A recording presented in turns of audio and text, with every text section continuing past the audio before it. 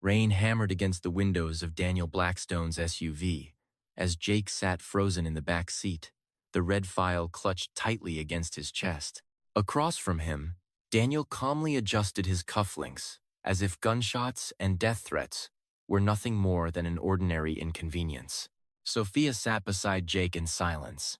No one spoke for several minutes. The city lights blurred outside like ghosts drifting through the storm. Finally, Jake broke the silence. "You expect me to trust you now?" Daniel smirked faintly. "No," he replied.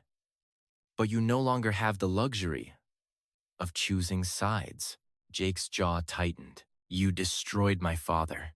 Daniel slowly looked toward him. "No, Jake," he said quietly. "Your father destroyed himself the moment he discovered what the organization was really doing." The SUV entered a long underground tunnel beneath the city. Jake noticed two more black vehicles following behind them. Military precision. No headlights. No license plates. His stomach tightened. "Who are they?"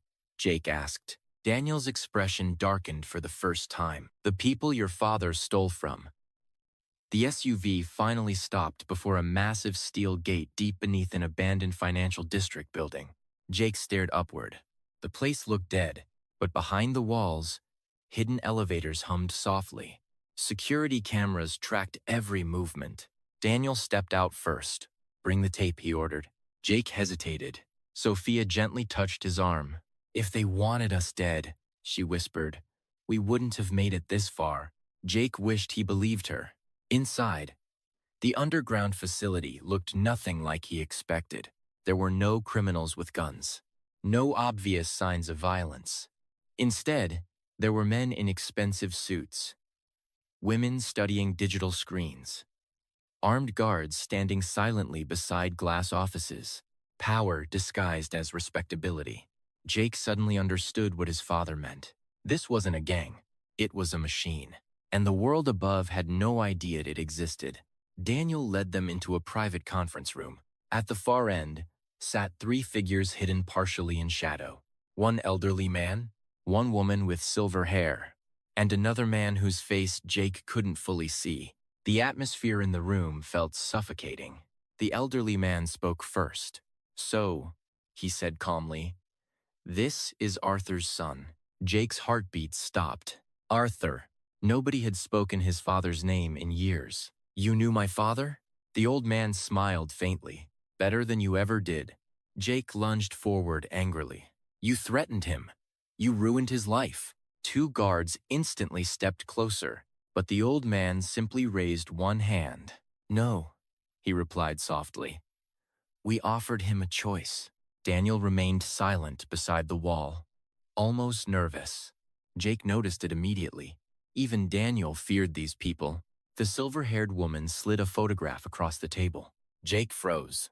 It showed his father standing beside several world leaders at a private event 15 years ago. Politicians, bank executives, foreign investors.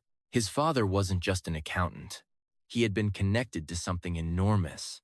"Your father helped build our financial network," the woman explained. "A system capable of controlling governments without firing a single bullet." Jake stared at the photo in disbelief. "No, he would never." "He did," the old man interrupted, "until he discovered we planned to eliminate certain liabilities." Jake remembered the tape, the missing families, the threatened children, the employees who disappeared. His breathing became shallow. "You killed them." The room fell silent. Then the third figure finally leaned forward from the darkness, and Jake's blood turned cold. It was Lily, Daniel's daughter. But she looked completely different now. Cold, confident, powerful. No trace of the innocent woman Jake once trusted. "You should have listened to me," Lily said quietly. Jake stared at her in disbelief. "All this time, you were one of them." Lily's eyes softened briefly. "I was born into this, Jake. There was never a choice." Sophia suddenly stepped forward angrily. "You manipulated him?" Lily looked directly at Sophia. "And your mother didn't?" Sophia froze. The room instantly became tense again. Lily opened a thin black folder and removed another document. "This," she said, "is why everyone is hunting you." She slid the paper toward Jake. His hands trembled as he read it. Then, his entire body went numb. It was a transfer authorization signed by his father. But not for money. For ownership. Ownership of a hidden offshore network worth billions. And the sole beneficiary was Jake himself. "No," Jake whispered. The old man nodded slowly. "Your father transferred everything to you before he died." Jake looked up in horror. "You're saying, I own this?" "Part of it," Lily corrected. "Enough to destroy the balance of power." Jake suddenly understood everything. Why they watched him. Why Daniel never killed him. Why Sophia's mother disappeared. Why his father sacrificed himself. He hadn't been protecting stolen money. He had been protecting Jake from inheriting a war. Daniel finally spoke again. Arthur believed if the organization couldn't find the heir, they'd eventually give up. But they never stopped searching, Lily added. Jake's hands shook violently. "I don't want any of this." The elderly man smiled sadly. "Unfortunately, Jake, it already belongs to you." At that exact moment, alarms suddenly exploded throughout the underground facility. Red emergency lights flooded the halls. Guards began shouting outside. Daniel's face turned pale. "That's impossible," a voice echoed through the building speakers. "Security breach detected." Then another voice followed. A familiar voice. A woman? "Hello, Daniel." Sophia's face went white instantly. "No." Jake turned toward her. "You know that voice?" Sophia looked terrified. "It's my mother." The entire room erupted into chaos. Guards rushed through the hallways. Monitors flickered violently. Then every screen inside the conference room suddenly switched on at once. A woman appeared on screen. Older now. Sharp-eyed. Exhausted, but unmistakably alive. Elena, Sophia's mother. Jake's father's former ally. And the woman believed dead for 15 years. "By the time you see this," Elena said calmly, "I've already entered the system." The old man rose furiously from his chair. "Shut it down." But it was too late. Files began appearing across every monitor. Secret accounts, government bribes, political assassinations, human trafficking operations disguised as financial transfers. Jake stared in horror. The organization was worse than he imagined. Much worse. Elena continued speaking. "Arthur died trying to stop this organization. And now his son has inherited the truth." Sophia's eyes filled with tears. "Mom." Daniel grabbed Jake's arm violently. "We need to move now." Suddenly, gunshots exploded somewhere above them. Not controlled this time. Panic. Real panic. The underground empire was collapsing. Lily looked toward the screens in disbelief. She actually came back. Jake turned toward her. "You knew she was alive?" Lily hesitated. Then, slowly nodded. "She's been hiding for years, waiting for access to the system." Jake's anger exploded. "So everyone lied to me." "Yes," Lily shouted. "Because keeping you alive was more important than your feelings." Silence crashed over the room. Jake realized something horrifying. Every single person here had been manipulating him. But maybe some of them had done it to protect him. The building suddenly shook violently. Dust rained from the ceiling. One of the guards burst into the room. "They've breached Level 3. The old man looked at Daniel coldly. "You failed us." Daniel swallowed hard. For the first time, Jake saw genuine fear in his eyes. Then the old man pulled out a pistol and aimed it directly at Daniel's head. "You were always replaceable."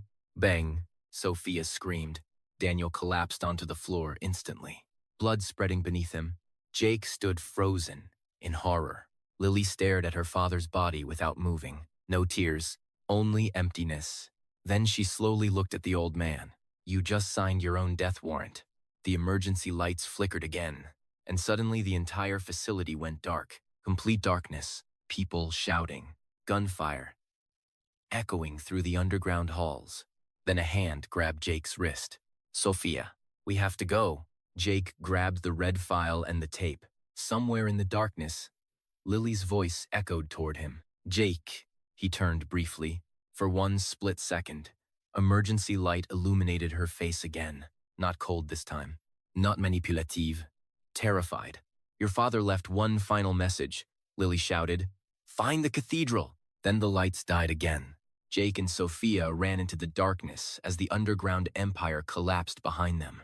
And somewhere beneath the chaos, someone was still hunting them.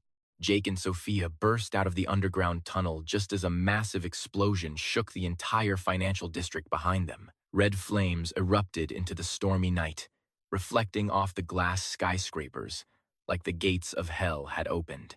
Emergency sirens echoed across the city. Sophia gasped for breath as they ran into a dark alley behind an abandoned subway station. Jake turned back one last time. The entire world he had spent 15 years chasing was collapsing behind him. Daniel was dead, but the nightmare was far from over. Jake leaned against the cold, wet wall, trying to steady his breathing. Blood dripped from his arm after the violent gunfight underground. Sophia quickly tore a piece of her shirt and wrapped his wound. "You need a hospital." Jake shook his head. "No, they'll find us." Sophia looked at him nervously. "Then where do we go?" Jake stayed silent for a moment. Then he remembered Lily's final words before the lights went out. "Find the cathedral." "The church," Jake whispered. "There's a place." 1 hour later, an old taxi stopped in front of an ancient cathedral on the eastern edge of the city. The place looked abandoned, its stone walls covered in moss, faint yellow light glowing through cracked, stained glass windows. The rain had finally stopped. Jake slowly climbed the stone steps. Just as he reached for the door, it opened by itself. An older man stood inside, around 60 years old, silver hair, sharp but calm eyes. He wore a simple black coat and held an old wooden cane. The man stared at Jake for several seconds, then quietly said, "Arthur's son, you finally made it." Jake instantly became cautious. "Who are you?" The man didn't answer immediately. Instead, he turned and walked deeper into the cathedral. "Come inside. If I wanted to hand you over to them, you would already be dead outside." Jake and Sophia exchanged nervous glances before following him. The cathedral was dark and eerily silent. Dust covered the wooden benches. The statues had been worn down by time. The man led them beneath the chapel into a hidden underground chamber. When the steel door opened, Jake froze in shock. The room looked like a secret command center. Computer screens, classified files, international financial maps, photographs of politicians, hundreds of shell corporations listed on giant monitors. Sophia stepped back in disbelief. "What the hell is this?" The man slowly placed his cane on the table. "Arthur built this place." Jake felt his heart stop. "My father?" "Yes." The man finally turned toward him. "My name is Victor Hayes." He reached into his coat and pulled out an old pocket watch. Jake recognized it instantly. It was the same watch his father always carried. "Before he died," Victor said slowly, "your father gave me one mission." He looked directly into Jake's eyes. "If the day ever came when you discovered the truth, I was supposed to help you survive." Jake clenched his fists. "You knew everything?" Victor nodded slightly. "Not everything, but enough to understand that Daniel was never the most dangerous man." Sophia stepped closer. "Then what is that organization?" Victor stayed silent for several seconds. Then he activated a large screen on the wall. A symbol appeared. Jake felt a chill run through his body. A black circle. Inside it was a silver raven. Victor spoke in a low voice. "They call themselves the Circle." Jake frowned. "I've never heard of them." "That's exactly the point," Victor replied. "They manipulate wars, banks, elections, and entire governments, while making sure nobody ever hears their name." Victor opened another file. This time, it was a photograph of Daniel. Underneath it was a red label, "Deceased." Jake stared at it in confusion. "Daniel is dead. It's over." Victor looked at him seriously. "No, Jake." He placed another photograph on the table. It had been taken only a few hours earlier. Jake picked it up, and his blood ran cold. In the photo, Daniel Blackstone was boarding a private helicopter at the southern harbor. Alive. Jake staggered backward in disbelief. "That's impossible. I saw him get shot." Victor spoke quietly. "The man who died tonight was a decoy." Sophia covered her mouth in horror. Jake felt the room spinning around him. Daniel faked his death, which meant he had planned everything. Victor stared at Jake grimly. Your father once told me something I never forgot. He slowly stepped closer. If Daniel ever disappears from the board, prepare yourself.